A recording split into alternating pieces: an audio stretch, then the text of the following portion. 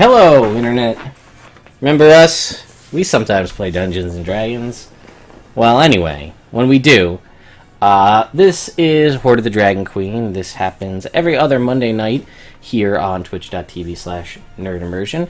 So, we've had a couple of wonky weeks. People being sick, people not being around, family stuff, Q&As, not actually playing the game, but we're back. And we're back in Waterdeep.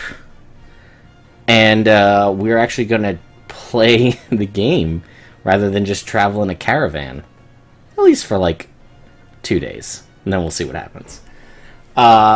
So, last time, pretty much the caravan ended. That was the big thing. I made it to the city of Waterdeep.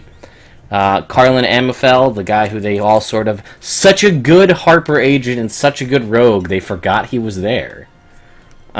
He led them to the yawning portal in Waterdeep, where they met Durnan, the bartender, and he said, "We have 2 days here in the city, and after that, we will, we have to head out because, Gemna Gleamsilver, the, halfling or gnome, I forget what she is. Okay. She, Gemna Gleamsilver sounds like a gnomish name. But, that's really irrelevant. She told them they're leaving in 2 days, who became, I guess acquaintances is the best word to describe her, as she rescued you from some creepy stuff in your oatmeal one morning. Yeah, she said, "You guys do your business, I'll come find you when we're ready to leave." And Carlin said, "You guys take the day and do what you need. I have some important people here in the city of Waterdeep I'd like to introduce you guys to." So, basically, that's where we left off. You guys acquired a decent room in the Yawning Portal, I believe, is where you ended up deciding to stay. Am I correct in that assumption? Yeah, I think we did end up staying there. Okay. So, you guys, well, for the players, are all together for the first time in a while. All four of the ladies here together to play. So, you have the day, basically, maybe a day and a half before Carlin returns with these NPCs for you to meet. And you are in Waterdeep, the City of Splendors, the gem of the Sword Coast. For some, and if not all of you, one of the largest cities you've ever set foot in, where, this is the Manhattan, the New York of the Sword Coast. If you can make it there, you can make it anywhere, kind of a thing. So, what would you guys like to do? I know we talked a little bit about a few things offline, but before I assume that that's where we're going, why don't you guys tell me?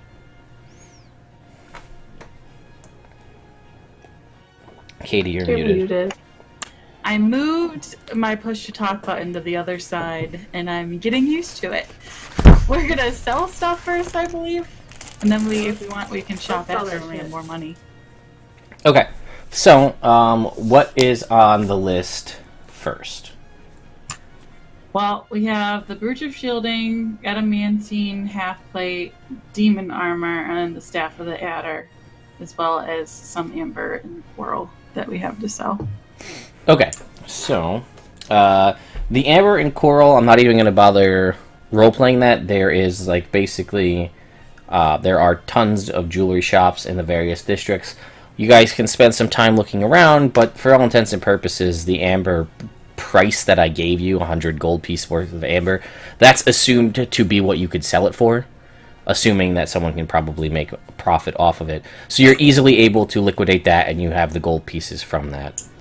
Yeah. It is also a jewelry store, we'll say, for this intensive purposes. So if there's any type of gems that you would like to purchase for spellcasting, or just for your own, because you really like fire opals, this is your time to do it, I guess. What would be the cheapest gem? The cheapest gem? It depends. In D&D terms, there's gems that go down to as low as 10 gold pieces. all the way up to 5,000-10,000 gold pieces. Were you just looking for a cheap gem? Were you looking for a colored, like a color? Did you have something in mind that might help me narrow down what you're looking for? I would just say, let's do the bracket between 10 to 50 gold. Okay, I left my Dungeon Master Guide behind me, which I may end up grabbing, because I feel like that was a dumb call on my part. But I have it right here on my phone. So, random treasure. Here we go. You said between 10 and 50? Yeah. Okay, so, there are 10 and there are 50. So, there's the extreme, I guess, basically, is what you're looking at. Yeah, do you, roll me a d12. Like, first roll of the night. We'll see we'll just make it at random. Oh, no! Alright. So on the 10 gold side, that's an azurite. Azurite is it's a mottled blue stone. It's like a turquoise in coloration, but rather than the turquoise color, it's a more deep blue, but it's not a see-through gem style stone. It's more of a crackled, like a robin's egg kind of a situation, and it's more of a darker blue. That's the 10 gold side. On the 50 gold side, the other way, also for a 1, is a bloodstone. Now, in real-world terminology, a bloodstone's different, but this is D&D, so we'll leave it at that. A bloodstone is a dark, opaque, usually a dark black or a dark brown or gray that has veins of red flecks in it. I can describe all 24 different gems. No. I'll go ahead and I'll take 1 bloodstone. Yep. And you could give me a color, and I could probably find you a gemstone pretty quick. Yeah, that's fine. I'll take the blood, and I'll take the blue. Okay, you got 60 gold pieces. You have an azurite. It doesn't actually give me sizes, so I will say I don't have any gemstones in reach. So we'll say they're about like yay-ish big. Okay, that's cool. Because I'm going to do something, so it's fine. Okay. All right. Okay, so 60. Perfect. Uh-huh. That's all I want. Anybody else looking to purchase gemstones, whether it be for jewelry purposes, for personal preferences, whether you feel like a rose quartz stone really helps you zen out and like keep your energy calm, or like because you need diamonds to cast resurrection spells, or you're looking down the road at Force Cage and you really want to buy that 1,500 gold worth of ruby dust now. Like, you tell me. I'd like to buy diamonds to add to my dowry. No, I'm just kidding. Cool. Okay, they come in various gem amounts. You tell me. Yeah. Do they have, like, just 1 diamond that's worth 300 gold? Might as well get 1 for each. You want 1 diamond worth 300 gold pieces, you said? Yeah. Sure. This is Waterdeep. Why not?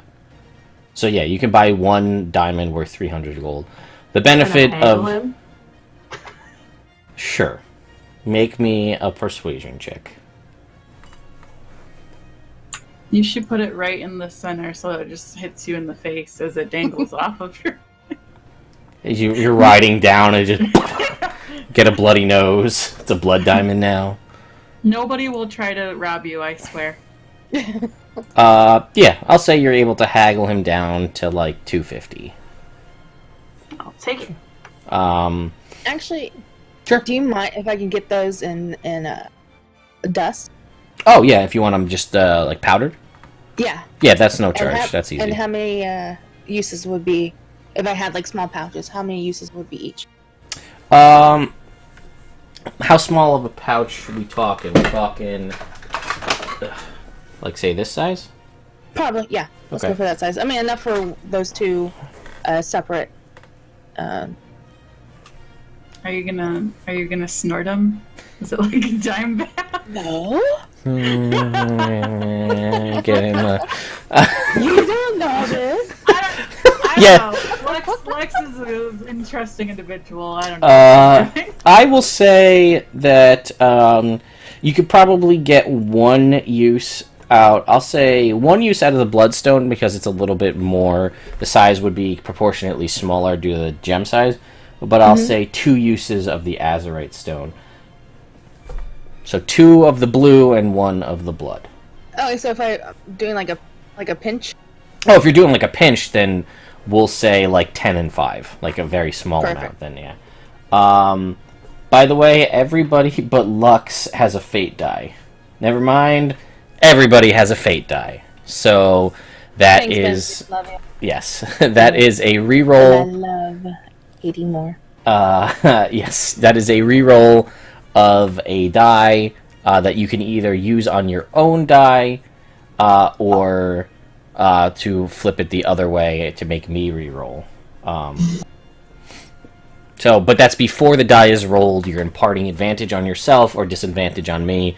It works the opposite way for me as well. Yes, so Laura, you buy a 300 gold piece gem for 250 gold pieces.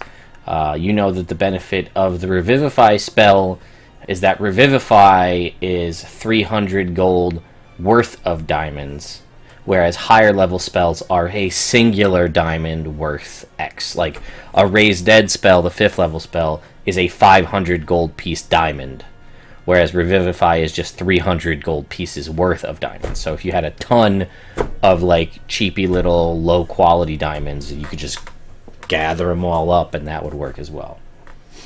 Yeah, I just wanted one big one. Go big or go home. Maybe I want to propose to somebody. You don't know. Listen, man, I don't know. I mean, if you want to get my this is one of my least favorite things. My least favorite things are these are the way they word the material components, because technically that gem that you just bought is a diamond worth 250 gold because you paid 250 gold for it. You know what I mean? Like it's a gem worth 300, but you paid 250. I mean, you so can appraise things. True, but that's not a thing. Like they removed appraisal checks. That was a thing you used to be able to do. There was a skill called appraisal, and that was what you used to do to figure out how much something was worth. That's semantics. I digress. So, you guys pick up your gemstones. Anybody else want any other gems or jewelry? This is a jewelry store, not just a gem store, so if you wanted settings for any of these gems, or necklaces with open settings to potentially put gems in the future, that's also a thing you could purchase. Earrings, whatever else, that kind of stuff are all available here if you have any specific thoughts. Yeah, I'll buy 2 like necklaces with like settings that have open. Okay. Yeah. Gold, silver, platinum. Let's go silver. Sure. I will say 2. You said 2, and these are we just talking like thin chains? Are we talking like ropes or kind of plain chains? Nothing really fancy. So let's see. Melt down the silver to make the chains. We'll call it 25 gold, I guess. We'll say, because you got to convert that back. Or total? Total. Because you figure that's enough. That's double the amount of silver pieces melted down to make a chain. You're not asking for like a long, like Flavor Flav chain. You want like something tasteful. I'm disappointed in you for not asking for that, but So. It's not for her, if that's what you're wondering. Hey man, no judgment here. So you guys, y'all are being secretive with your purchases. Does anybody else have any other gem and or jewelry purchases they would like to make? No? Nope. Okay. So you're moving on. Now you're looking to sell your magic items, correct? Yeah, I'm gonna sell those first. Okay, the furs, we could just deal with the furs. That's pretty easy. So, did you decide whether or not you wanted to keep all the profit for yourself, split it, or otherwise? I'm gonna split it with Reginald so he can start a new life and hopefully find love somewhere else. Okay. I've been trying to give him talks to like cheer him up and maybe get him back on the right path. But... make me a persuasion check. Just, no, I'm gonna fail this one. Just guidance. Sure. Just for this will be like the general, how generally persuasive you are towards him. Throw that guidance on there. Girl. 12. Helpful every time. He's he's been worse, but he's also been better. But you are able to sell the furs to a furry. That's a word. Let's say. I don't know. I wanted to say like a furrier, but that sounds too much like a farrier, which is something different. So you're able to get 1,000 gold pieces total for the furs. Split in half Sweet. would be 500 for Reginald and 500 for you. And that is actually a very significant amount, enough to allow him to start a new life. Yeah. In pretty much the city of his choosing with that kind of gold. Yeah, I'm like, Reginald, you are an excellent person. You helped me out so much. You've got so much potential. And I just foresee good things for you. And I'm going to lay a blessing of Lyra down upon you. And I hope you find joy and happiness in whatever your next life will be. And you see that he looks he wants to say something, but you see like the mist, like his eyes are kind of misty, and like he's fighting back to hold back the tears, and then he just embraces you in just this big, as strong of a hug as he can grant you. Which I realize we're still on recap music, but we're gonna change that. I'll hug him back. And it feels good. It's a nice hug. He goes off on his way, perhaps to meet you again someday. You know not. So, you guys are looking to sell your magic items. I will tell you, while Waterdeep is a big city that has people that are willing to do this, finding, the degree, you have varying degrees of magic items, from more on the common side to quite rare to cursed. So, which really, I realize you're not actually supposed to know that it's cursed, but it's fine because it was from a donation, so I don't really care. So, selling I magic. wouldn't use it anyway, so I don't think that it's a. Yeah, it's not as big of a deal because you guys don't know. Like you weren't going to use it. Like, had you put it on, you can't take it off. It's permanently until you cast like a remove curse spell. So, you guys are looking to sell those items, and what? So you gotta find. So I will tell you, because there's actually updated rules for this and the newer downtime things. So you could try and find somebody to do the work for you, but unfortunately, to find a buyer for some of these, it's going to take several days. It would normally take 5 days to find a buyer, typically, per the rules. I'm going to say it would take 3 days, because this is Waterdeep, and people are in the market for these kind of things. But it would typically, so it would take you guys in this city 3 days and about 100 gold worth of expenses to basically make the contacts, to make the connections to purchase these things. And then from there, once one was sold, there's some rolls we make to see how much you actually end up getting for the items based on their rarity. So it looks like, unfortunately, because you guys are planning to leave, that in 2 days, that it doesn't look like, because I actually didn't remember what the rules were, so that you'll be able. You can't use Harper contacts for anything, like being a faction agent. I can't use my contacts at all, or no? We could see about that. That would incur an additional cost because you're now this is it. The things in here are assuming you're doing all the legwork yourself, and you're going out and you're paying somebody to figure out who to talk to, and then figure out how to do that and make all the ends meet. If you want to have somebody basically broker this exchange on your behalf, that's a thing you could do. You guys, between the four of you, you do have the contacts enough. Probably more of a Harper thing than an Emerald Enclave thing. But you could employ someone to basically do this, but that would incur an additional expense. If not, we're just gonna have to jam everything back up in Mare's hole. Yeah, I mean, I'm okay with that. I think it'll just be easier for us. To employ someone or to jam it all in Mirror's hole? So long as To it's not a employ crazy somebody. price. No, because you guys are on the rise, and you have some knowledge of some higher level agents in the city. I'll say you can basically set as much of your affairs. I'll name drop all day long. I'm sure you will. I'm sure you will. I will say you can definitely when you can kind of get all your affairs in order now, and then you can basically, when Carlin introduces you to the folks, because you know he's going to introduce you to at least one Harper agent tomorrow, you can basically work it out then that if he doesn't do it himself, because he's good on field missions for a while, like being buried up to his neck and left for dead, he wants a nice cushy city job at the moment.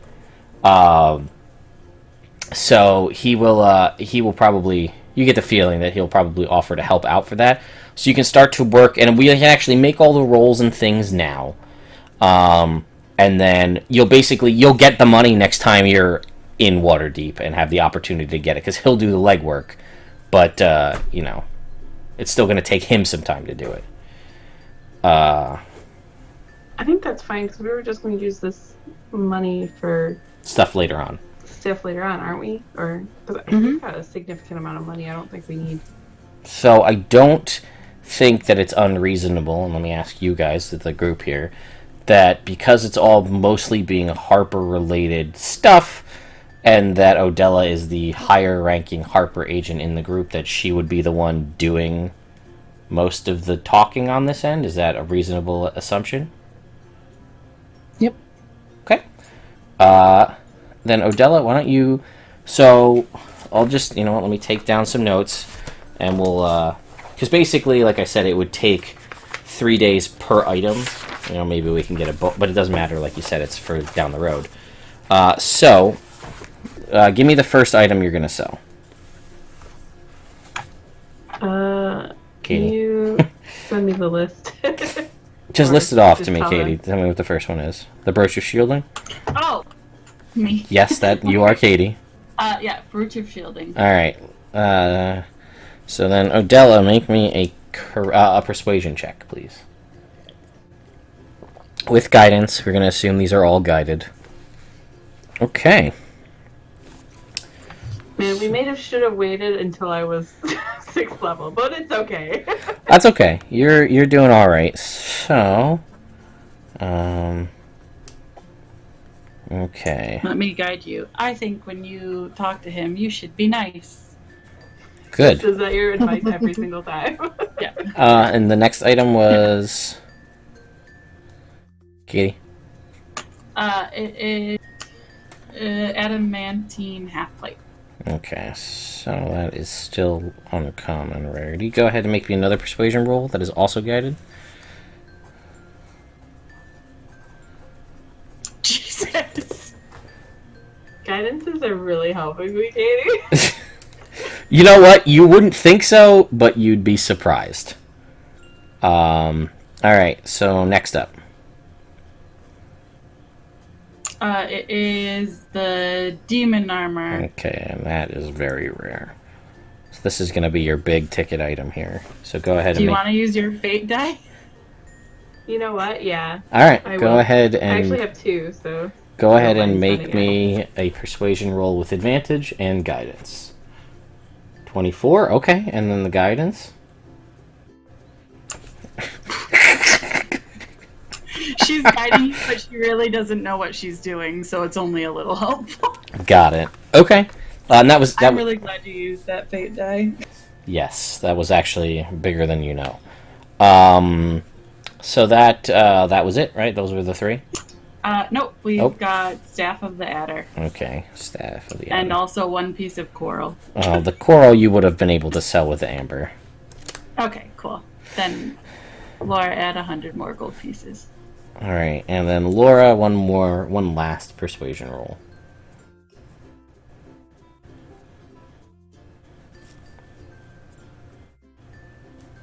And then guidance. Got Oh my it. gosh, a 2!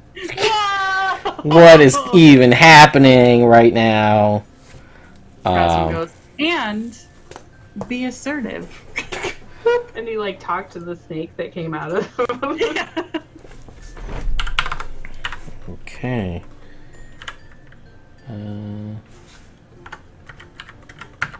Got it. So, and then I've got your gold, but unfortunately, I'm gonna make you guys wait till after you return to Waterdeep in the future to see how much you got. But I will tell you that you did pretty well. Yay! So, and then again, at the time, we'll discuss basically for the lesser items, which would be everything but the demon armor. Carlin's gonna snag 50 gold from each one of those because they're relatively. He doesn't want to cut into your profits too much, and they're relatively easy to find. Ooh, a crit for me. Hello. And then the demon armor, though, he's gonna ask for 500 gold on that because it's a cursed item, and the people he has to deal with may put him in physical danger to try to figure out who's gonna want to buy that. I'm assuming that it's a decent percentage. So Yes, it's actually quite meager. Harpers don't seem to be out to screw each other, so No. trust that He's not a Zentarum agent. Good price. Yeah. So, all right. I know who is. You guys have made your connections. You've set up to sell all of your items, and that is you basically. Well, we've kind of fast forwarded a little bit. Is there anything else that you guys would like to do, specifically before we kind of fast forward to the next day when the NPC introductions are going to start happening? Yes. Okay. Tell me what it is. Lay it on me. I would like to go to a library. Okay. You can... There are several. I want to go to the biggest, best one. You go to the biggest, best library you found in Waterdeep. Which is saying something. I would like to go up to a librarian and ask them. Well, first introduce myself. Okay. And then, hi. My name's Roswin, and I'm new here, and I was just wondering if you guys have any books on lore about golden stags. And the woman, oh, here we go. She's got her nose in a book, and she's like, and she'll lower her glasses and look over the top of them and say, "Golden stags." You sound like one of my friends. Well, honey, we'll see. And she kind of will hobble out. She's got a cane. She closes her book, and she's kind of hobbling along, and she kind of invites you to walk along behind her. And she'll lead you, and you're going. Do you guys go with her, by the way, for this, or does she just go off on her own? I'm just curious. We don't have to be in disguise anymore, right? Not at the moment, no. You guys, because you know that the cultists are in the city somewhere. It's a big city. Okay. So you're good to... I'm not gonna go with Roslyn. I'm gonna go find, a clothing shop Sure. / maybe fabric shop. Okay. And what about Lux and Mir? What are you guys up to? I would probably ask any of the girls if they have a small vial. I do. Can I have it? Yes, you can. Perfect. And then, did you say that there is a Bahamut temple here? There is. Perfect. I will be heading that way. Okay. And Mir, what are you up to? You are muted. Still muted?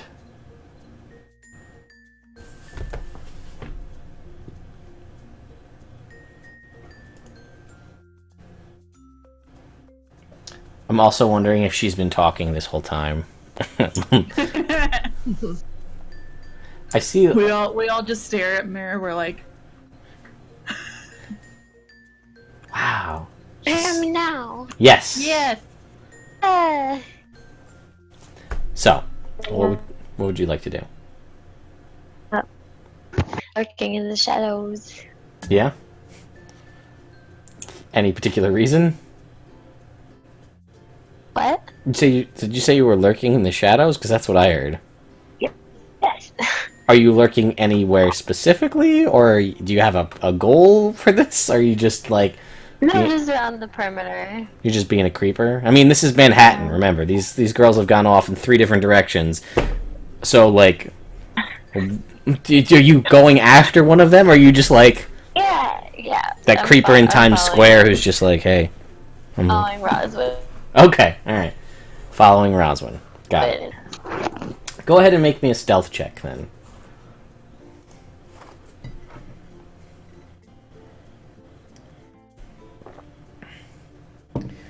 I see you. Nope, she's got advantage because of the cloak. Ah, shit. So 27. Because Roswin, I'm assuming that you're not actively searching for people to be following you, or are you? Nah, I'm actively searching for books, man. Knowledge is power. Sure. Yeah, knowing is half the battle. So yeah, you don't know that there is a sneaky kitty following you around. If I knew, I'd be overjoyed.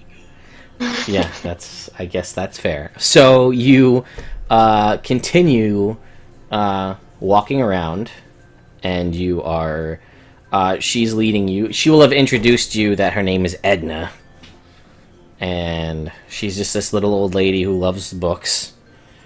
And Edna will take you and let you walk for probably a good 5 minutes, where you are like up and down, like it's almost like cartoon montagey, where you're like up this staircase and you feel like you're going back down the same staircase and like through one hallway, and then there's like the long row of hallways of stacks where you like walk in this one, you come out this one, and like you're going all over the place. So you could never find this again probably on your own if you wanted to.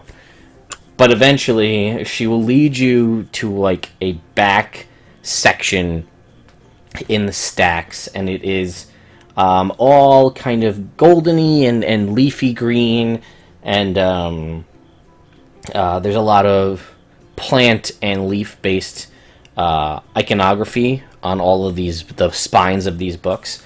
And like the larger, as you're looking at all the books, and as you kind of look back at like the large archway, that these are basically Feywild books.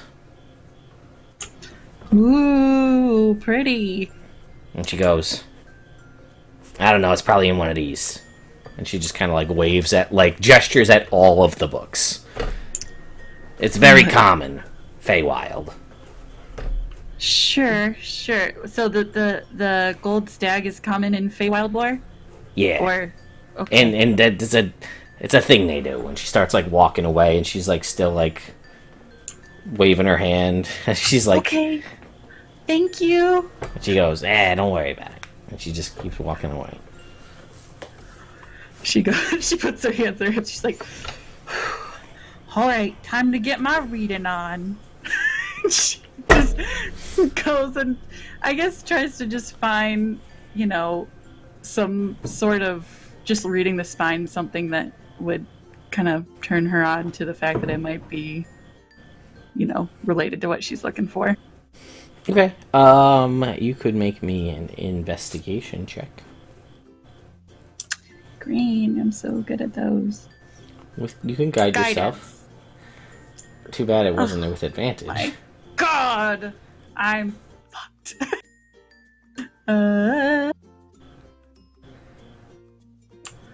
6. So you pull out, you like look, and you find a book, with like some leaves and an image of a stag on the spine, and you pull it out, and you open it up, and it's like a picture book. And it is just, as you start to flip through it, there's like, a lot of fanciful flowers and things like that. And as you're flipping through it, there are several images of very regal stags, but all of the artwork is in black and white. Just a picture book of black and white. And you're like, this must not be it, and you put it back. It could be about pictures about a golden stag, but they're all black and white, so it's hard to tell.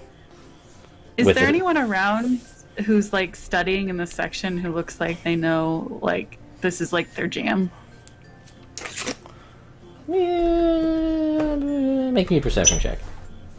I'm sorry, you said perception? You cut Yes. off. Sorry, I also pulled out my Oh, good. thing Got that it. squeaked.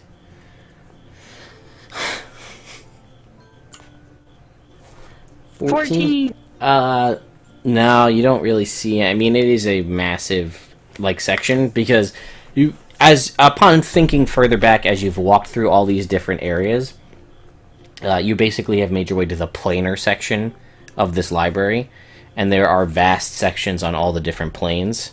So, like, you may have passed somebody on your way here, but even still, the section is so vast, it may take some hunting and pecking around just to find someone. Okay. Well, I mean, I'll spend, a good chunk of time. Like, I'll spend a few hours trying to find something. Okay. Then I will come back to you. I will jump to Odella, who is buying clothing, right? Okay. So, you make your way to kind of the garment district, as it were, of Waterdeep. And you see all sorts of various shops selling clothing in different styles and basically anything you could really desire. The styles, you may have to hunt and peck around to find a specific style, but basically all of the Sword Coast styles and pretty much any material you could want are available for you to purchase. Did you have something in mind specifically? I'm looking for like kind of a dark gray type of fabric, and then I want to find some bright pink thread that kind of matches a certain tiefling's hair color. Okay. Yeah, with the relative ease. I mean, did you have a specific type of dark gray fabric you were looking for? Like a silk. Like a silk? Something for making like a scarf. Okay. Yeah, I'll actually say as you're walking around, you happen upon a more meager, like silk tailor shop. Like there's some pretty fancy ones that are they've got a lot of verticality to them, like big shops, like your skyscrapery type shops equivalent in Faerunian history.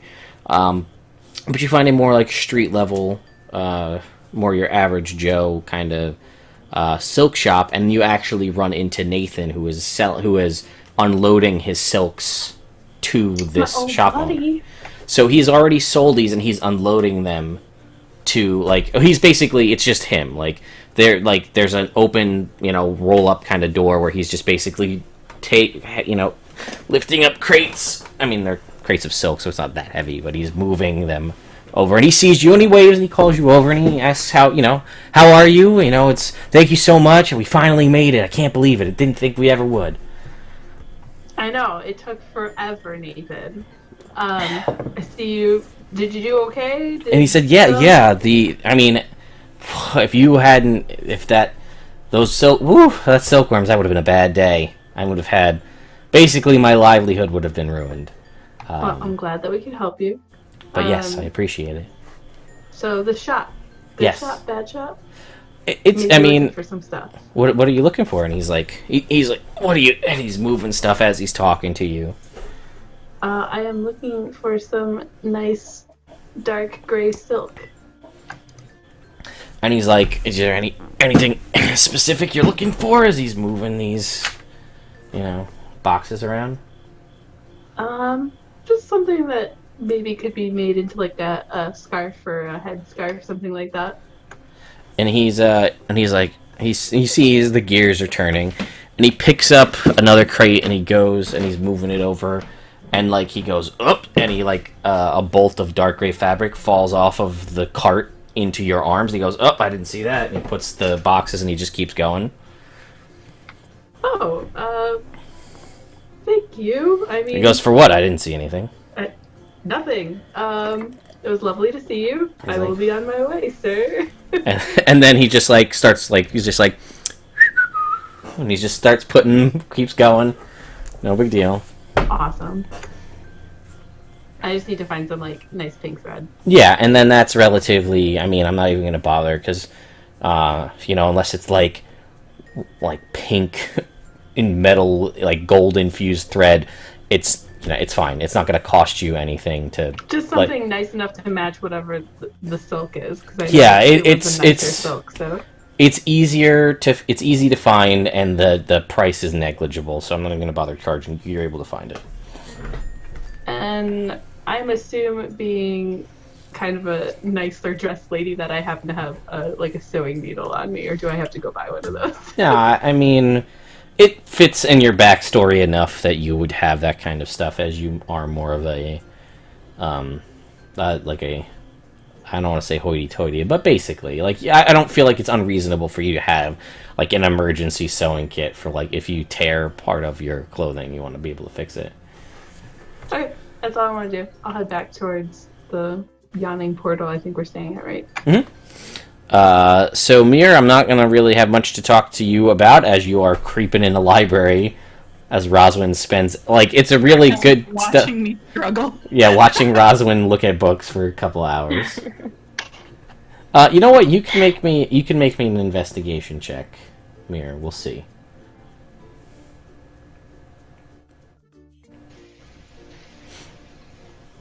We'll see what happens.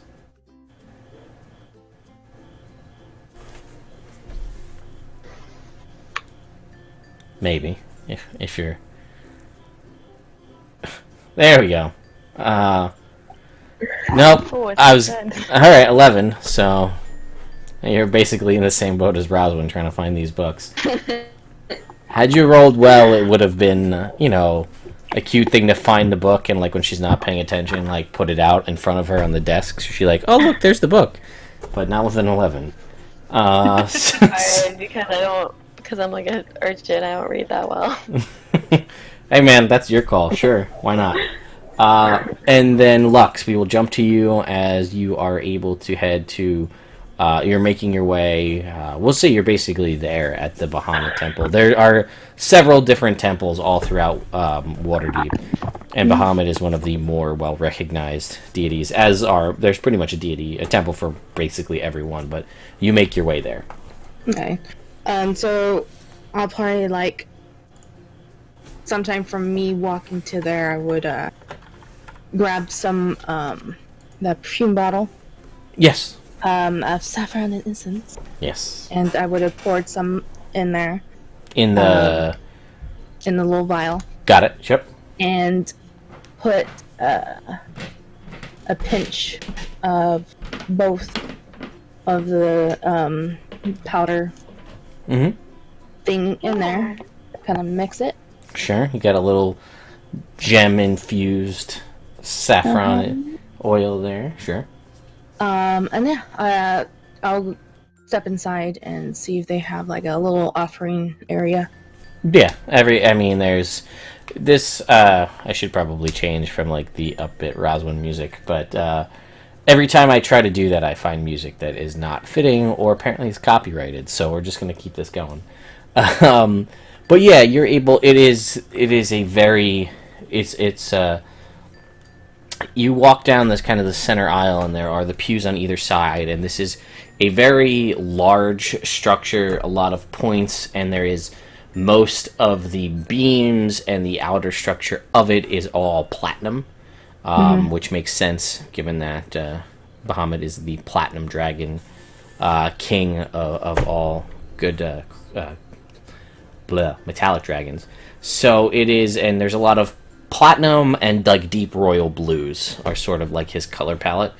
And you make your way up to the front, and you can see there is basically there's the front kind of dais where sermons would be given, and then off to the left side there is sort of an offerings table with a very ornate, kind of defeats the purpose of an alms box, but it's very ornate and made out of platinum.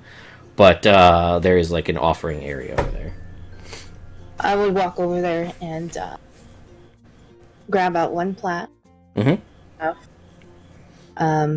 it on there and put the perfume bottle or vial on top. Mm-hmm. And just look at the statue and nod and walk out and find everybody else. Okay. And as you place the platinum down, you place down the vial, and you kind of take your moment, look up at the kind of effigy of Bahamut, this kind of just regal-looking platinum dragon, kind of side profile head carved entirely of platinum. And as you kind of nod, and as you're walking away and walking out, you do feel a sort of it's almost imperceptible, but just like a general, and you run hot generally as it is with all of your stuff you've got going on, but just just a feeling of warmth, but a different kind of warmth, not like the heat provided by your own body, or the accelerated heat from your raging features and things of that nature, but just sort of like a very faint, like radiant glow, but just like very, very faint. Like perhaps there's the tiniest bit of recognition, and then as soon as you kind of make the realization that it's gone, and it's almost like it was never there in the first place, as you walk your way back out of the temple. So, Roswin, you've been here in the library for about 3 hours. You're like, okay. There's so many books. One of these books is the book. You are muted. I was trying to make it look like I was saying what you were saying. Got it. Never mind. Go ahead and make me an investigation check. Guidance. Balls! 10! And Mir, make me an investigation check as well.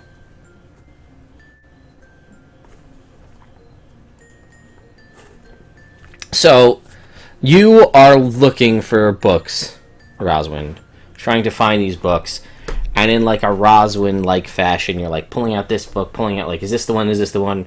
And basically, through a mishap, you knock some books off the table and knock books off the shelf, and you're like all, Roswinly flustered and go to start picking them up. And then at this point, Mir, you've been, as boring as this has been, I mean, you're a rogue, you're a thief, you're no stranger to these kind of missions, but you've been observing her basically try to find the right book for about 3 hours. So not only are you bored, but you see she's just completely flustered, and you've heard her, you heard her speaking with the old woman. I'm sure there's been some talking to herself during this time over the past 3 hours, and you basically find a book that you think is the right book, and you are able to, as she is flustered on the floor trying to pick up these books that she dropped, you're able to basically stealthily slide this book out and like place it on the table in front of her, and then back into the shadows without her being aware of it happening. And Roswin, you finally put the books back on, and you sit down, and you're still turbanized and all that, right? At this point. Yeah, she's still got her turban on, but I imagine at this point there's pieces of hair sticking out, and she's just been like, "Oh my god." Yes, and your quote in the chat, I feel, is pretty adept of what I would imagine being said. And you sit down, frustrated, upset at all of this. You know you're better than this. You've done so much. You think about things that you didn't even care that much about, like your herbalism research, and you are on fire. You studied in Candlekeep about herbalism and dragons. You know your shit. Why is this so hard? And then you're just you put your head in your hands and you look down at the table in frustration, and there in front of you is an emerald green book with golden foiling on the with a golden foil stag on the front, not Hoard of the Dragon Queen, and it says it's basically Archfey, and it's in an arcing pattern across the top, and you're now you're sitting here and you're having that did I have this book in front of me the whole time? how did I miss this? Right, you're starting to wonder about all that stuff. So you start to flip through the book, and you can make me an intelligence check, please. 13. You can guide yourself on this one. Thank you. 16. Hey, that's not bad. That's the best guidance roll of the night. So, again, as you look through, some of what you've heard rings true.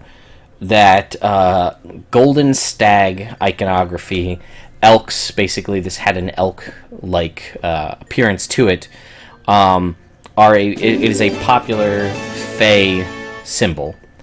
By the way, this whole book is written in Sylvan. I should point that out. Got this. So you see, let's see, as you read through this, that there are certain archfey, very powerful beings of the Feywild, that they kind of have the typical Fey personalities, and that they're tricksters and they like to play jokes and they're chaotic, and even the nicest of Fey are still a little tricksy in the way they work around, and stags, and golden stags specifically, are a quite common occurrence in them. So this could have been an archfey, which is as someone who more or less has her druidic powers sort of granted from a sim, like you feel a little kinship towards this book, towards that stag. Perhaps that's why it reached out to you over anybody else, is that you are a circle of dreams druid. Your druidic magic is akin to that magic of the Feywild, and that's how you're able to heal above and beyond the powers of a normal druid, granted you basically magic from the Feywild, and as part of that chaotic nature allows it to increase people's hardiness as well as their movement speed. And some of this, things that you've been doing for a while that really may not have clicked to you as to how integral this all is together, you're starting to get perception on all of this. You read that sometimes Archfey will sponsor spellcasters on the material plane as a warlock patron. You read there's a lot of stuff about that, how they will give a piece of their power to the spellcasters to allow them to do great things in their name, but typically it has, again, that sort of beguiling nature, that chaotic, which is very different from what your side of the Feywild. You read a little bit about bards. There are certain bards that study in a college of glamour-based magic that, again, is also Feywild inspired. And again, a lot of these, there's kind of like documentary stuff, but then there's also sort of like eyewitness accounts written in Sylvan about how a lot of people these creatures came to them as golden stags. Like, the warlock who gained his Fey powers was greeted by a golden stag. And during a show a bard was putting on, they saw a golden stag in the distance in the forest, and then were granted additional powers and things of that nature. Let's see.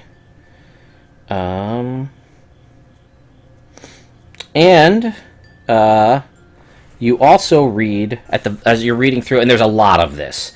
Then you find one specific story that resonates with a lot of the things that happened as you were traveling through, that he led you away from the group and led you towards that tree and those ruins where he eventually gave you the foreboding message. And there's, as you read through a little bit about these ruins, and that stuff starts to make sense, that there was a story of an elven prince that had been cursed to take on the form of a stag. Someone that had angered, a wood elf who had angered the Fae by hunting on, above and beyond what was necessary, basically culling things that they didn't need, and as a punishment was turned into what he hunted, but in a more grandiose fashion, a golden stag. Therefore, more people would seek out him. So it was sort of And it's a very Fey-like punishment. You did something bad, we're going to make you the image of what that was, but we're going to elevate it. And you don't know why, if that's the case, that wasn't revealed to you, but perhaps there was some sort of greater purpose in the foreboding message of follow the river of gold until you reach the castle in the sky. Not all will survive. And you as you're thinking back on this, you realize that along your trip so far, following a road, several people have expired, but you don't really know much about a castle in the sky. That doesn't resonate anything with you, although you do realize that having dealt with Felicia and Jeff's cultist situations and all the cults in the front, they were hauling primarily gold and gems. So you were following on a road following gold, and several people died. Dolly, stupid Roswin, stupid. This whole time it was going on, and you had no idea. Oh, I'm in a library. And you hear like, hey, shh. Sorry, Edna. Sorry. It's all right. Oh, okay. Well, meh. She kind of looks around and fixes her turban for a second and picks up her area and just kind of as she's doing it, she takes some notes about what she is reading and everything like that because she doesn't know when she'll be back, so she doesn't want to see if she can take the book out. And she puts it back and she will leave the library and go to meet up with people, I guess, back at the Yawning Portal. Okay. Yeah, and Mir, did you want to do anything specific or just slink behind her back out?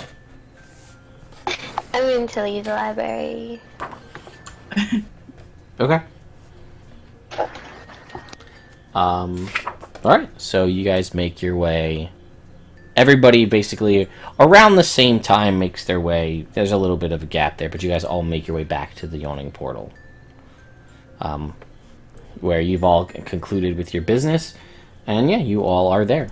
So there you go. I'm gonna order pie, because I've done a lot of work and I'm hungry. Sure. Did you have a specific type of pie in mind? Yes, Roswin's favorite pie, which is something that I've thought of. It is peach pie with a crumble crust. As one does. And sure, Durnan will say, like, he's like, yeah, we've got peach pie. And you're like, with a crumble crust, and he's like, we've got peach pie. I'll just crumble the top. And he will bring out, and he's like, oh, whatever. And he just gives you a peach pie. Thank you, sir. I will give him 1 gold. All right. Money is weird to her. Yes, we've learned. So, you guys all see Rosman order this peach pie. And if there's nothing you guys want to do, I'll fast forward. We have a room, right? Yes, you do have a room. Odell's up in the room. She's sewing. Okay. So, time goes by, so we don't just sit here back and forth about who goes to what the room at what time. We'll say that eventually you guys have your meal, you have your pie, you make your all way back to the room. You're all in the room, it's a suite, we already discussed this, and Odella is there sewing some dark gray fabric with pink thread.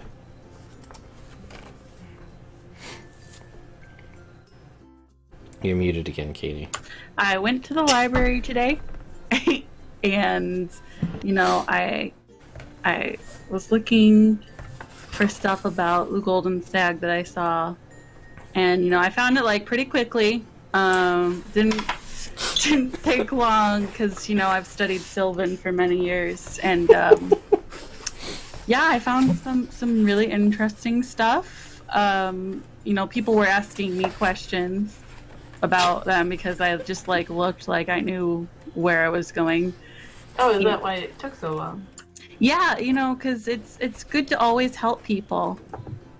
So, Yeah. I tell them what I found out. By the way, the whole time that she's saying this, she's like looking down at her feet and like twirling her hair and just like, So yeah, I met some pretty interesting people. Librarian named Edna, and she was like, maybe you should come work here. And I was like, oh gosh, I have to meet up with my friends. We're pretty famous, so. So this is what you guys hear.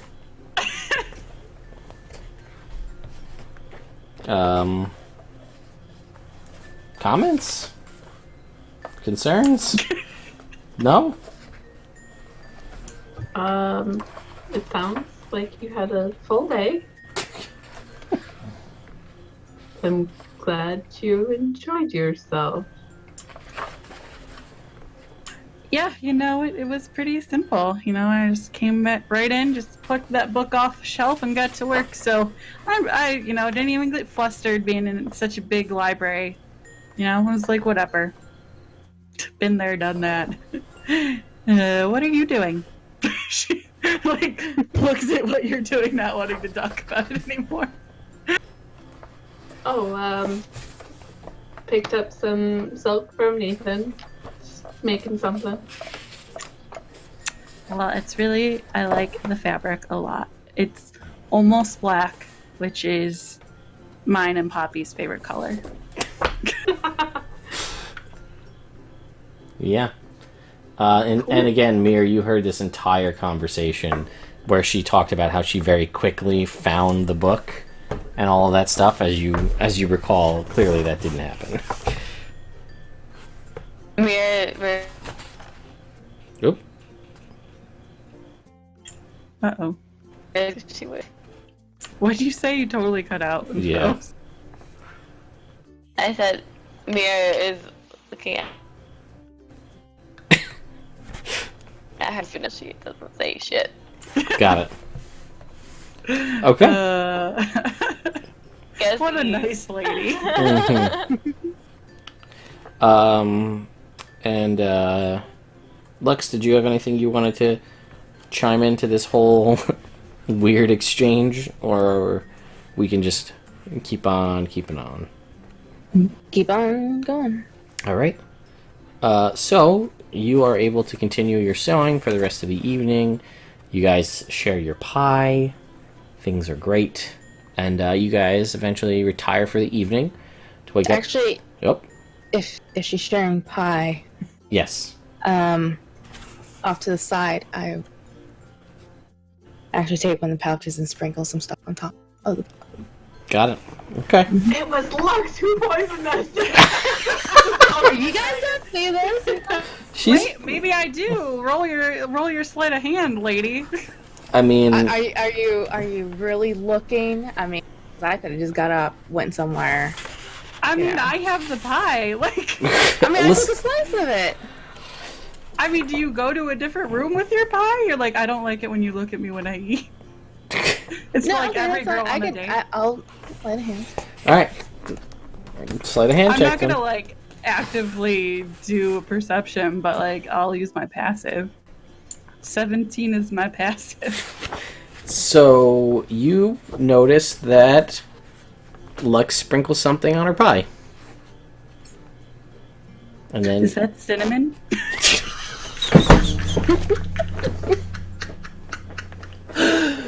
I mean, listen, this isn't your guys. I'm just here to mediate. This is in your guys' hands. Have at it. I'm gonna keep reading up about what happens tomorrow. Can I have some on my pie? No, you don't want this. I mean, I like cinnamon. It's really good on peach pie. It's not What is it? something. Is it your secret ingredient? Does it make pies better? Because I make a lot of pie, so No, If it's no, like- no. It's something. I'd like to make an insight check. Sure. What were you attempting to insight? Just seeing, like, if she just really doesn't care, or if she's trying to, like, hide. you know, like what it is, and if it's, I don't know. She's just being weird. All right. I I guess. Say, why are you being so weird about your seasonings? I guess Lux make a deception check. I guess. Again. I mean, unless like, well, you tell me. Are you? She's trying to figure out if you're like lying about the spice. So you tell me. You know, you tell me. Like Critical Role, it's drugs. Yeah. Right. 15. So yeah, you're trying to discern on if she's lying about what it is, or No, like if she's like, I'm trying to figure out basically why she's being so weird about her seasoning. Why won't she give me any? Not for you. But we're family. I can't even keep a straight face. It's so stupid. We're family. Stella's just watching this all happen like, Rosamund, if she doesn't want to share her cinnamon with you, then she doesn't want to share her cinnamon. Maybe it's like cinnamon from her mother and she only has a limited amount and it's very special to her. Oh my god, is this cinnamon from your mother? I'm sorry! I didn't know. I feel really bad. If all you had to say was mom, I'm sorry. It's okay. You know, well, we could talk later about this. Yeah. I kind of miss my mom. Wish she had cinnamon for me. Don't worry about it. I'm just gonna go to bed. She just kind of walks off and goes to bed. okay. Anything else, folks? Anything else for this evening? Wait, Odell's gonna follow Rosamund. I think we don't have different rooms. We're all just in the same room, but it's just awkwardly we're all eating pie around where our beds are. Like, I like that image better, so let's say yes. so she just turns and walks away and like flops onto a bed, even though it's like literally 2 feet from where she is. She's gonna go over to Rosamund and be like, "Is everything okay between us? I don't know if it's been awkward or not." Rosamund eats her pie pensively before answering. Well, so I read a lot of books, such as today when I found that book right away.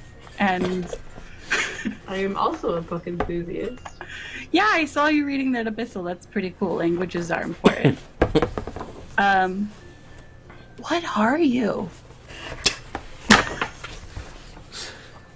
I've never seen a human do that before that you did with the... My ears are perking up. with the, you know, the floof and the flying. Like, what is that? Oh, well, you know, it's a little hard to explain. You know, basically, I'm human. I just have a little extra, like the cinnamon that she was putting on her pie. There's a little extra sprinkled in. Got mother cinnamon, okay. So, what's the extra though? Because it's certainly not cinnamon.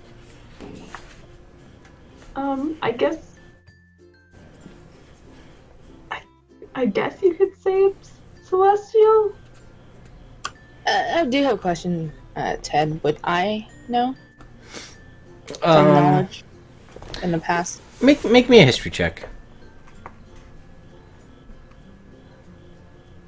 Just so I'm getting this right, Aasimars are basically humans that are like blessed like by the gods, kind of, right? Like they're not actually like a different race. They technically are a different race. Like, okay, like a tiefling is. I mean, if you go back prior to the spell plague, Aasimar and tiefling were planar touched creatures. You were typically the offspring of a human, an elf, something of that nature, with either some sort of fiendish heritage or angelic celestial heritage. But this, it's weird. They did that in the Dungeon Master guide, and they're really like, and then they changed it for like 5e Volo's race. guide. Yeah, they Yeah. made it a little bit different. But for all intents and purposes, you are a different race. Okay, I'm just gonna explain it in terms that I think she'll understand, even though she's a tiefling, so she'd probably understand that, but I don't know. And Light, to your, because again, history and things are shadowy, as you remember back. You've heard that there are, you don't know what she is, but you know that similar to how Roswin is a tiefling, there is sort of the inverse of that exists, but you don't really know much about it. Okay. Well, how come your wings aren't out all the time? Because they don't actually exist. Well, that's not really fair. Because mine are in your face all the time. And they get in the way. And they look like bat wings. People are afraid of bats for some reason. But if you look up close, bats are actually pretty cute. But I just don't understand if you're basically like me, but the other way. How come it's so different for you? I wish that the only thing I got from being a demon was that I was just like sexy and seductive and cool looking, but like Very sexy, Roswin. okay. I don't need to do an insight check there. I look like I'm 12. And all of a sudden, it's got an accent coming on there. I look like I'm 12. Aunt Linda coming through. Linda. Oh my god. I look like a child. No, just kidding. Okay, I'm done. So, I don't know. I guess, do you have a book about what you are? I'd like to read it. No? I don't know if you personally have a book about Asmars or not. But you probably don't, I would guess. No, I would not carry that around. Like your business card. Here's a book of knowledge about my race. Nice to meet you. No, I don't actually have a book. I generally don't like people to know. Because you know how people tend to treat you. It's similar for me, but in a different way, I guess. I mean, if somebody told me that they were an angel person, I'd be like, alright, we're friends now. I don't see what's so bad about that. Just people try to use you for things, I guess, is the best way to put it. You get put on a pedestal, and people think that you're some sort of savior, and you're not. You're just a person.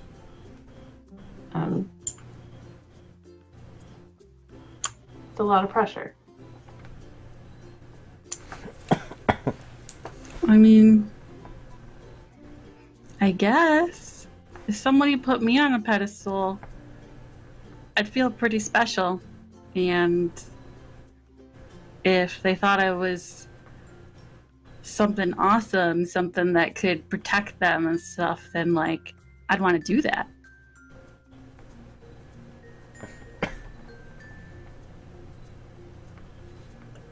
I guess we just have different childhoods. It's not always a good thing that people want to use you for. Well, if you say so. But you should know that I thought your wings were super beautiful, and I wish that mine looked like that. And I think what you are is awesome because you're Odella. And while I'd like to know more about your race because I think it's interesting, whatever. I mean, You know, I'm sure there are books. I can get you a book. I would love a book. I just don't happen to carry one around with me. Do you have a book about tieflings? No, but I could tell you a lot about them. Well, I'd be interested to learn as well. Well, maybe I will write a book to carry with me. I mean, that's quite an endeavor. I could do it. I'm really smart. Also, your wings are very beautiful, and I wish you didn't have to hide them. Well, sometimes it's fun to hide them. I mean, the harness isn't comfortable, but then people just treat me like I need to own a sun hat rather than something to be cautious around. Anyway. Do you want to see something cool, though? Yeah. Cool. And then she will roll up her sleeve and then do like some sort of non-lethal or damaging cantrip so that all of the like basic Light. celestial Cast rooms- light, your racial Yeah. cantrip. Yep, sure. And it's all like the celestial rooms that are like up her arm light up. Yeah. Whoa! So you guys are all kind of, everybody's off in their own little corner, eating Mother Cinnamon Pie, being a stoic cat lady, or having a meaningful conversation, at which point you all see, like, a bright, I mean, you're in a room, it's lit, but you see, like, a bright light appear, and then you hear Rosalind's, "Whoa!" And just, you know, so you guys are all, attention is brought to this for everybody in the room. She's fine with it. I just want to point that out. That's all. Yeah. Well, now I'm a little upset, actually. Because you got those cool marks, Mer's got sweet toe bean tattoos, Lux got stars on her arm, and I don't have any tattoos. Can we get a tattoo tomorrow? We sure can. Sure. Okay. This is Waterdeep. There's a tattoo district. Why not? What kind of tattoo are you gonna get? You gonna get a peach pie? No, I think I'm gonna get my mom's name. Oh, that's really sweet. Yeah, she was the best ever. But since she's not around here in this city with me, she could be somewhere else. Maybe somebody who looks like her. I don't know. Then I will just get her name on me so that I feel like she's here. And even if she's not somewhere in another town or someone who looks like her, then it will be in memoriam. Awesome. Well, have a good night. Thanks. You too. And thank you for being open with me. It makes me feel closer with you. I'm glad that I can finally be open with some people about this, as I haven't really been able to share it with anybody in the past. But don't be too open, because I don't want to know what happens in yours and Mer's tent. Okay? Okay, get out of my bed. Nothing happens. What are you talking about? Blame yourself. Love is love. All right, good night. I'm going to bed, and I'm putting my head under this pillow just in case you guys want to have some fun. I don't judge. Good night, ladies. Rosman out. Dives under the pillow. And again, I want to point out that all of this happened in basically an open, like, studio apartment room. Yep. So it was like, it seemed secluded, but everybody was privy to everything said. Yep. No, she was expecting them to listen. She didn't want it to seem like she was being secretive, so. But the weird having implications was not on her list of things. Yeah, I'm sure. Alright, so, you guys sleep through the night. You basically there's a message waiting for you. Durnan's got a message waiting for you downstairs that Carlin is going to meet you here at the Yawning Portal at 2 p.m. So you have the morning to find your tattoo artist. You all wake up to Roswin jumping from bed to bed to bed. Tattoos! Tattoos! We're gonna get tattoos! It's gonna be so cool. I'm gonna look so badass. Okay, let's go find a tattoo artist then. We might as well get this over with. Alright, so you guys head out looking for a tattoo shop in Waterdeep. I like a good one. I don't want to get a disease from this tattoo. Fair. You guys do have several means to remove diseases if that were to happen, but I understand why you wouldn't want to have that happen. So, after, I'll say, asking around an hour, tracking down tattooed folks, you find, you see, a couple of, dudes in monk robes that are, all tatted up. And they kind of, point you to one district. And there you will find a tattoo shop called, it'll be Lightning Tiger Tattoos. And sounds classy. It is. It's the work there is impeccable. And yeah, you guys are able to go inside and get tattoos. I'd like 3 tattoos, please. You see the tattoo artist seems a little put off, okay. Perhaps this is someone who's never gotten a tattoo before? Yes, so do you just draw it on and then it's just there? Is it a special ink that just stays forever? And you see she looks to you, Lux, and because you have tats, and she's just does she not know how this works is basically the expression she's giving to you. She says, well, yes, we do draw it first to make sure it's what you want, and then we'll apply it, to you in ink form so you can see how it looks, and then we tattoo it onto you. Right, so is that a special brush? Or... You gotta also remember that we're talking, ye olde times. There is no, I mean, maybe she's a magical tattooist who has some capability to do it with a little bit more flair than, a little tiny, basically, a pick and a hammer and just, tapping away. Because whoever did Lux's work did a great job, because, Yeah, they're magical.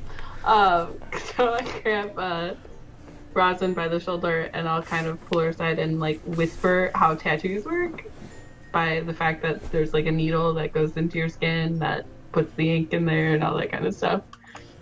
Oh. Okay. Well, that's fine. I'm cool with that, man.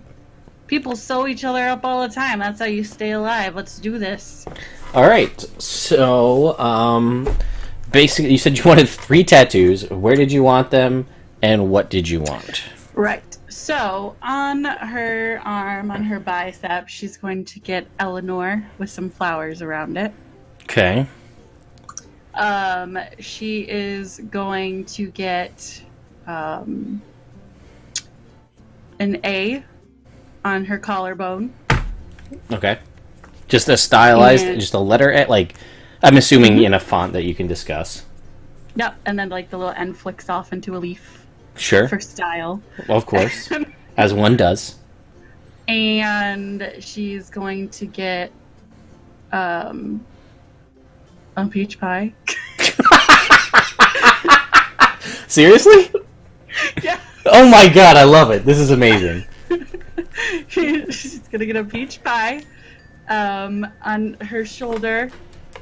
And how big are we talking? Because I'm curious. Is this like a half sleeve of a pie? What is this? It's like a wrist, and it's just gonna go back on her shoulder blade, and she just wants to write Belladonnas underneath and have some belladonna flowers coming out from behind the pie. Okay. Wait, did I miss your mother's name? No, that was the first. That was the first one. Okay. Fuck my mom. No, I'm just kidding. Wow. Shit got real. I got tats If now. they have more than one artist, Odella will get a tattoo as well. Okay, they do. You. Because obviously we only have the morning, so. Yes. So Roswin, you go to the premier artist because you went in first, and she is thrilled by your enthusiasm, if not off-put slightly by your naivete and how this all works. But that's sort of your charm. That's the Roswin charm. Is like, I'm cute and adorable. I don't really understand how the world works. So you, yes, you guys will go to other tattoo. Did anybody else want tattoos? Let me put that out there. I know Odell's getting one. Mir, you just got all your toe beans tatted up. What My toe beans are all taken up. I don't even have room. Yeah, you have like your nose. That's basically all you got right now. You could get permanent makeup, like get some cat eyeliner. Just kidding. And Lex, what about you? Oh, is my face furless? Did you want your face to be furless? I forget if That we. would... I forget. I think it's furless. Was I it don't furless or was it just like fine know. fur? I guess is what I'm. Oops. Oh yeah, that's right. Yeah. Resume. Okay. Resume. Lux, did you want any additional tats? Are you good? Oh, I'm good. Okay. And Odella, what did you want to get? She's gonna get like a single feather down like the back of her neck. Okay. Okay, that's fine. So you'll go to one of the artists, and Roswin, you go to the woman who spoke to you at first, and she'll as she's drawing things out and methodically taking her time to make sure that you're comfortable with the design, because this is a tattoo. It's going to be on you, presumably forever. So, and as she's talking and drawing and going back and forth and building small talk to build a relationship with you, and she'll tell you that her name is Brittany, and that she's also a spellcaster, which is why her tattoo work is so great. So after she draws up your 3 tattoos and you're on board with what they look like, she will begin to apply it and tattoo it to you. And she is a warlock, and she will cast a mage hand to make another assistant hand to help with the tattoo work as it's going along. So it also goes quicker because she's working with 3 hands. This is amazing. You're so talented, Brittany. And she's very modest, but like super chill. Like she is a super chill chick, and is just like on board, still keeping the small talk. So she goes through it, and yeah. Then what's Brittany's aesthetic? Like, does she look kind of like D&D style goth? Like, what's her thing? What's her thing? Her aesthetic? I mean, she has kind of got like a... yeah, she's got like an alternative chic kind of thing going on. Illustrative, I would say. As she's literally chiming in the chat. AKA Brittany from the Venture Maidens, who works at Electric Tiger Tattoos, who is a tattoo artist in real life, who is being emulated in this game to represent you. She's got... I'm so glad we went and got tattooed. she's got a couple of piercings. She's got some, visible tats. And, she's... I don't know, like I said, I guess just, like, kind of got an alternative thing going on, but it's not, like, overstated. Sure. If that makes sense. And like I said... She's very pretty and a nice person. Yes, also that. Also, will hopefully, if I can wrangle her in, be playing in one of the sections of the Extra Life stream. Girl, I hope your character is so tatted up. And she will be playing in an upcoming campaign I have going. That'll be happening on the Monday where you guys aren't playing. So, we'll work on that. That's for future date. But anyway.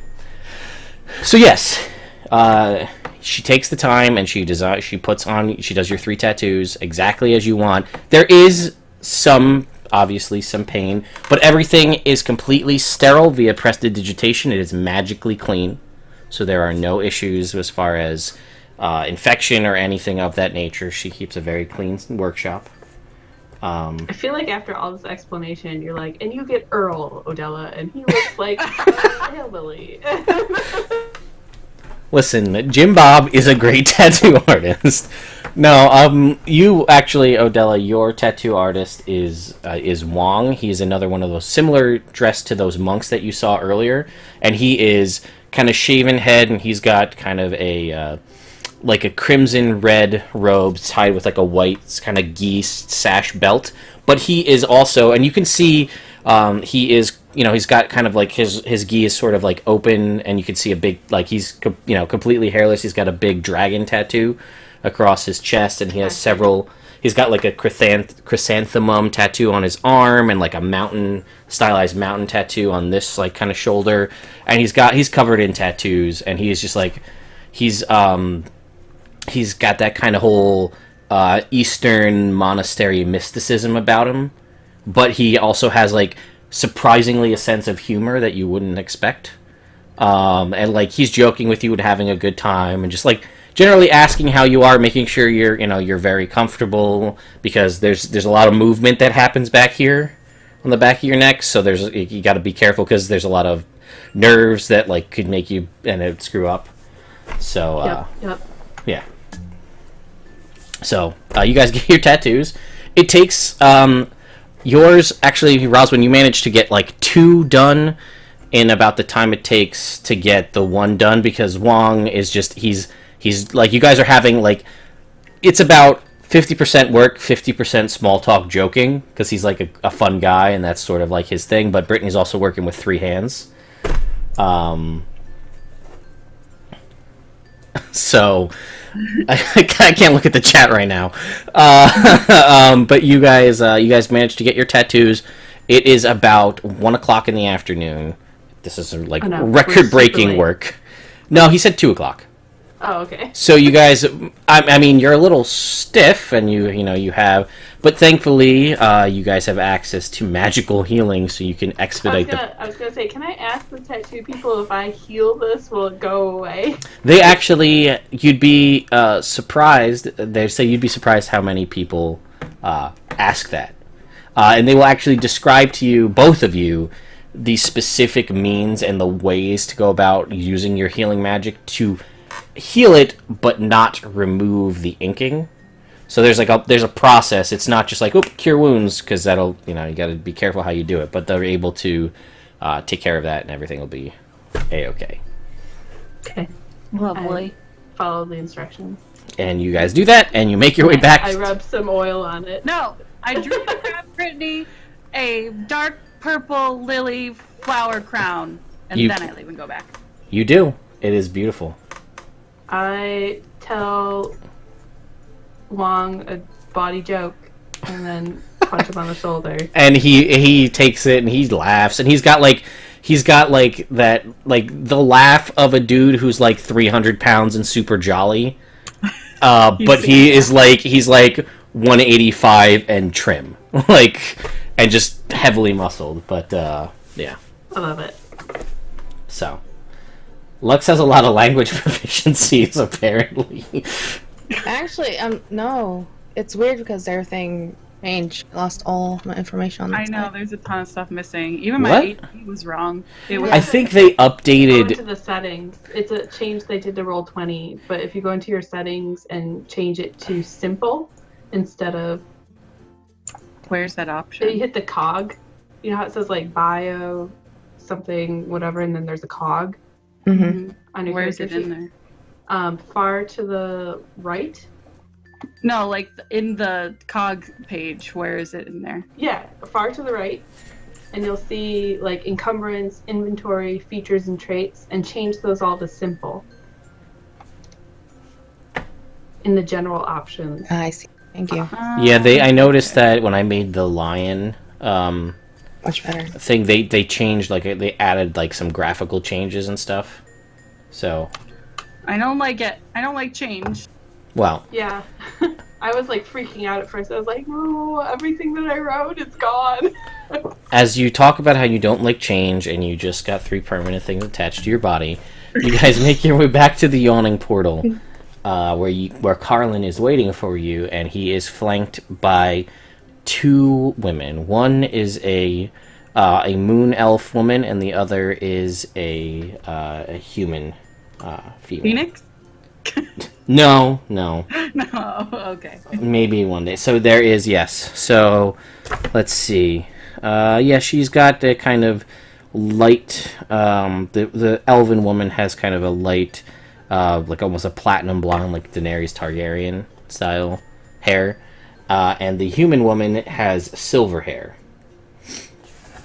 And he will kind of pull you guys off into, like a booth, a corner booth, and sit you all down, and he will introduce to you, and he says, well, you know, he kind of, like, he starts, and he kind of, like, looks at, like, Roswin now with tats, and he's like, that's neither here nor there. So, he said, I thought, if, as you are here in the city of Waterdeep, and he looks, you know, he's kind of, is addressing all of you, but he's focusing it more towards Mir and Odella, and he introduces the elven woman as Ramalia Haventree, and you will know that she is a high-ranking Harper agent.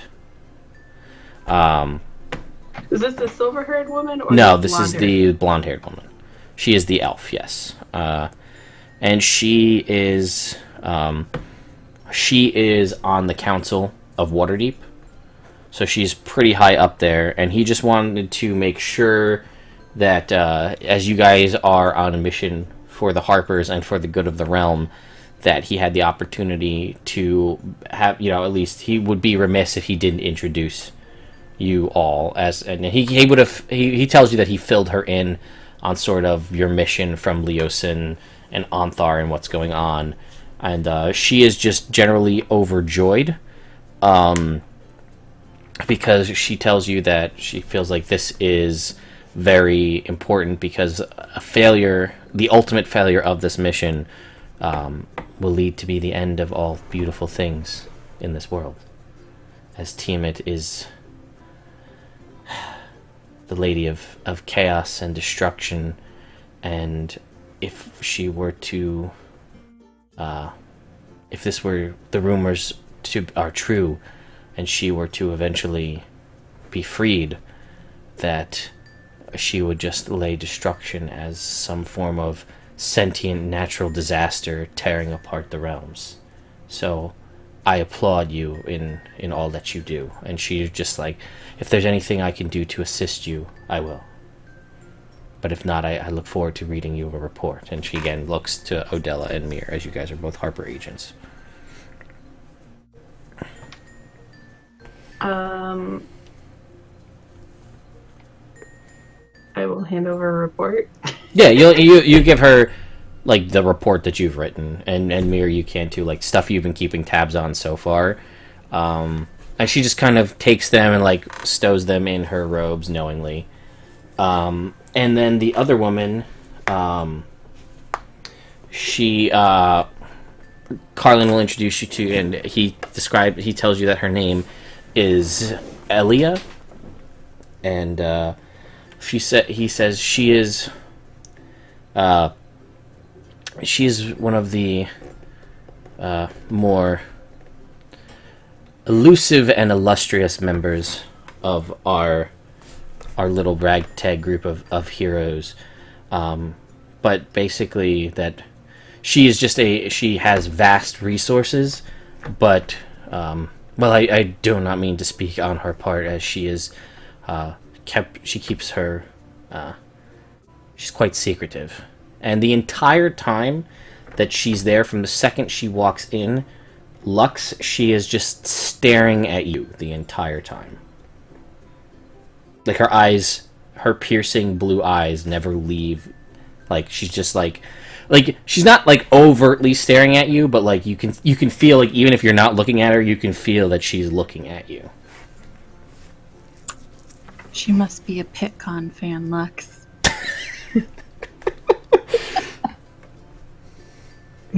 Maybe. And she doesn't say a word the entire time she's there.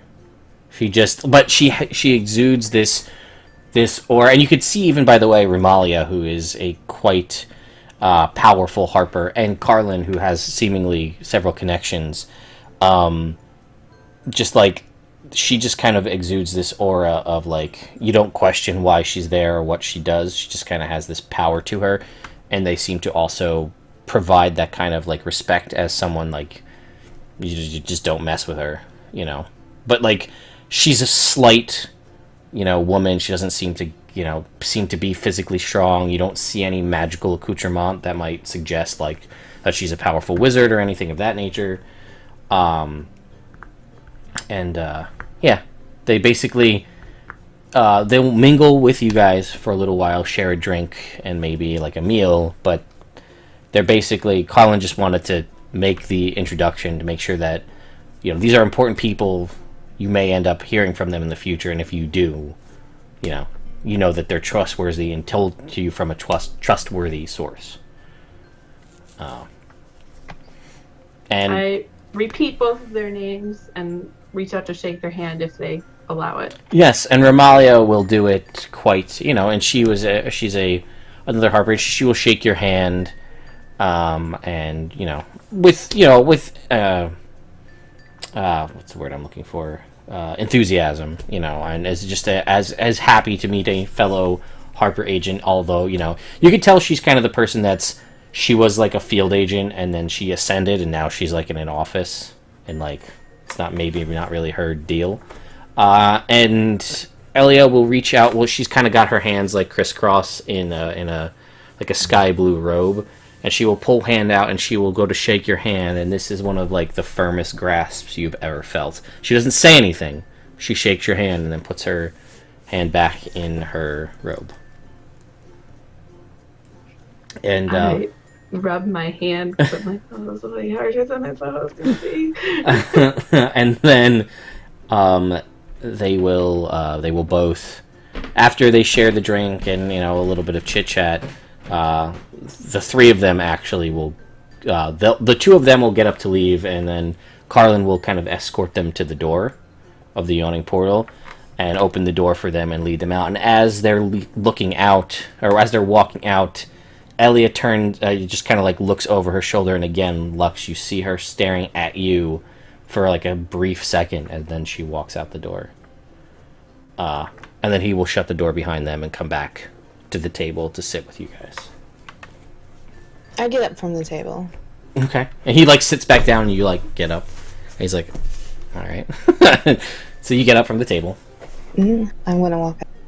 Okay. You make your way across the yawning portal to the door, and I guess open the door. Open the door. Do I see them? You do not. They are, I mean, it's Waterdeep, it's a bustling city, but you don't see them at all. Yeah. I go back inside. Okay. You go back and sit back down, and he'll basically fill you in on, you know, the kind of what's been going on, what he's heard happening recently, and that yes, it seems as if the intel that Jamna provided to you was correct. That the Cult of the Dragon will be heading out tomorrow at first light as part of a caravan, heading further north to, they don't know where, but as your mission is to track it, you know, you guys need to follow them. And they're going to be taking the road the high road, which is the road north of Waterdeep. that used to connect Waterdeep to Neverwinter. Where they're going, though, he's not sure. But there isn't much in the way of major cities, since Neverwinter is being rebuilt after the eruption of Mount Hotenow. But he doesn't imagine it will be a long journey, nothing like the one you just took.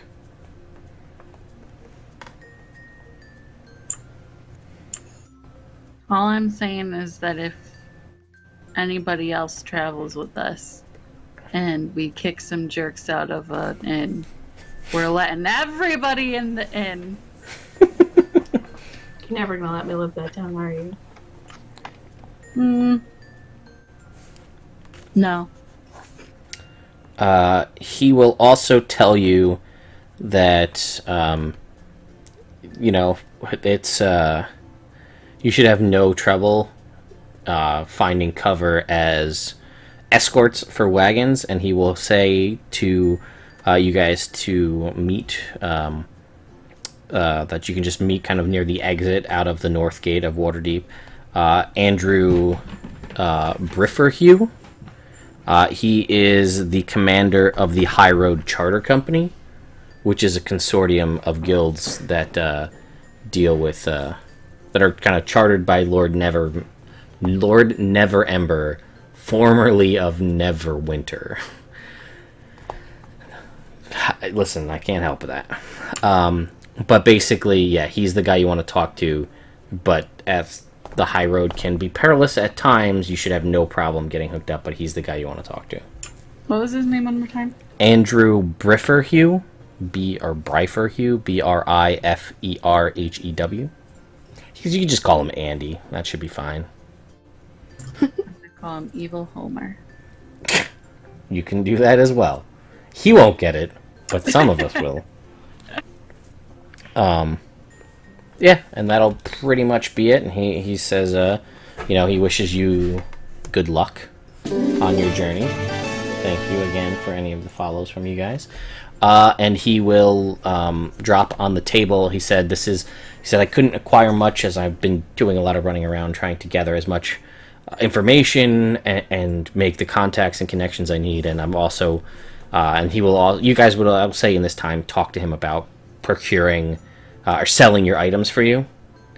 And he will, that conversation will go well, and he'll talk about the agreed upon prices we talked about. But he said, this will be the best I can do for you, and I'm sorry I couldn't do better. And he will put out on the table a wooden box, and he opens it, and inside it are 4 vials, 4 potions of greater healing. Yay! One for everybody. Actually, you know what? I'm gonna give mine to... I'm gonna give it to Mir. Okay. Well, like I said, he will. He's like, I didn't have a lot of time here, and I had a lot of other things, but it's the least I could do from the way you saved me from the ravages of the road and invited me to join your band on the quite perilous journey here to Waterdeep. Well, thanks for this free stuff, man. You didn't have to do that. He said, that's the least I could do. So, yeah, if you guys have nothing else you'd like to do, we can jump ahead to the next morning. Let's find employment. Okay, so you guys can head early in the morning before first light. Yes. Was there anything that we could get before that gave us a certificate or something saying that we're good workers or something? Yeah, he would have made the connection for you. He's that guy. Yeah, he's the connection guy. Cool. So I get my resume ready. Yes.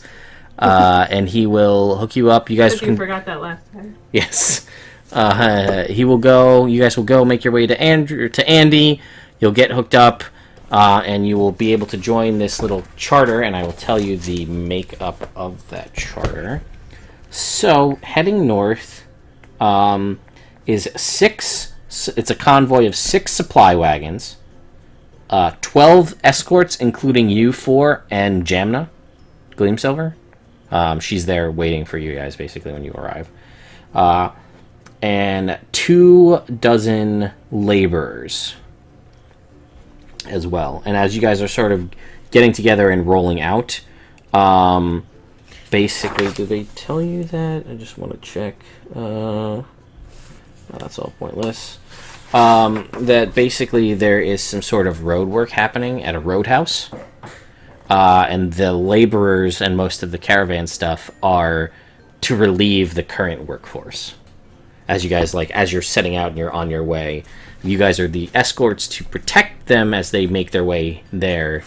And you do recognize some of the cultist folk that you saw. You recognize some of them mixed in there.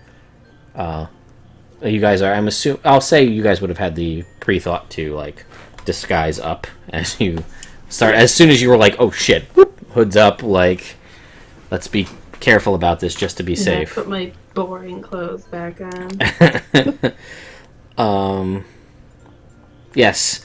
They're not happy to see you, the cultists, by the way. They give you they don't start anything, but they give you dirty looks pretty much the whole time. Are Jeff and Felicia there? They are not. Bum, bum, bum. As you guys are heading out, they'll tell you that this work camp that you're heading towards is 200 miles up the coast. You're going to be traveling along the coastal hills nestled between the Sword Mountains and the sea. However, be on your guard, as the 7th night you should be arriving, or be in first sight of the Mirror of Dead Men. A swamp between Waterdeep and Neverwinter. Sounds disgusting. Does anybody who would like to can make me a history check about the Mirror of Dead Men? Guidance. I would love to. Whoa, look at that. Well, I was reading yesterday. I may have found a couple other books as well. Yes, you will know. You read a first-hand description in an article written about the Mirror of Dead Men. Twisted Tree... Oh, let's change the music. We need some more ominous music for the Mirror of Dead Men. As much fun as Roswin music is.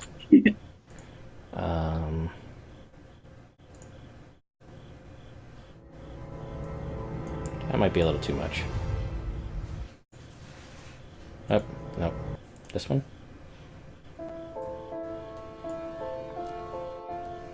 That's not bad. Alright, so... That stop?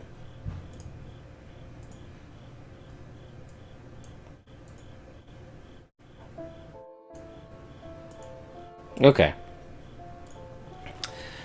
Twisted trees, vines, and thick vegetation cloak the mist-shrouded surface of this cold saltwater swamp. Its air is foul with rotting stenches, and its water is black and opaque. Visibility, given fogs and rolling topography, is rarely more than half a mile. For flightless creatures, travel in the mirror is slow and dangerous. Overgrown bones of long-fallen creatures lie everywhere. Quicksand is rare, but mud is all too common. It is known for its monstrous denizens. Travelers on the high road skirting its eastern verges often travel for 3 days and nights without stopping to avoid camping within reach of dark, wet, clutching things raiding out of the swamp. Bobbing will-o-wisps are common night sights from the road. Sword Coast lore speaks vividly of floating islands moving in the mirror, lizard folk commanded by liches, a penelagon of monstrous size, drowned ships swarming with sea zombies, gigantic darkened tentacles, Yuan-Ti slavers, temples to inhuman gods, giant leeches with bullywug riders, and huge will-o-wisps that pulse with dark energy, and many other horrors. And there's also conversations about a great black worm with magic and the ability to be in 2 places at once. That's what you're able to have read, Iceman. I tell them all of that. Well, I have my finger up like this. Wow. You know more history of it. I mean, I'll tell you more about it, but it's more the history of how the mirror came to be, not so much about what is in it. That's more or less what you know, is that it's just basically it's not a great place. And furthermore, it sucks.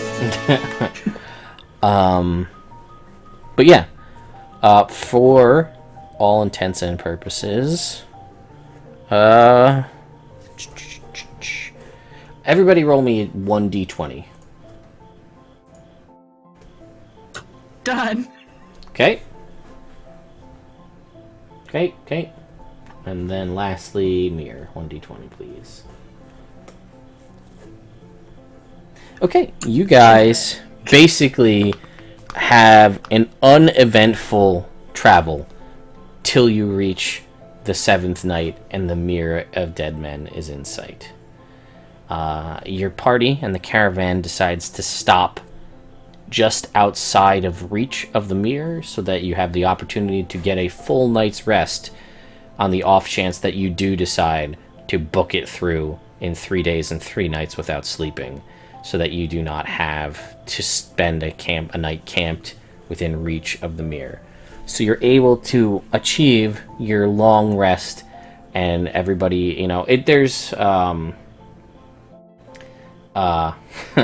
you're able to achieve your long rest with uneventful happenings throughout the evening.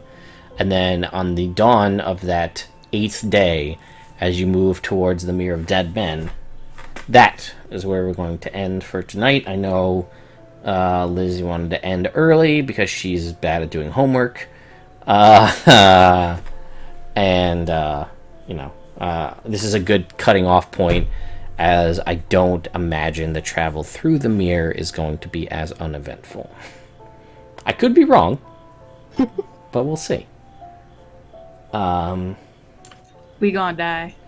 And on that evening, just outside the Mirror of Dead Men, as you fall asleep, Lux, in your dream, you are greeted by in an ethereal space in an area full of smoke.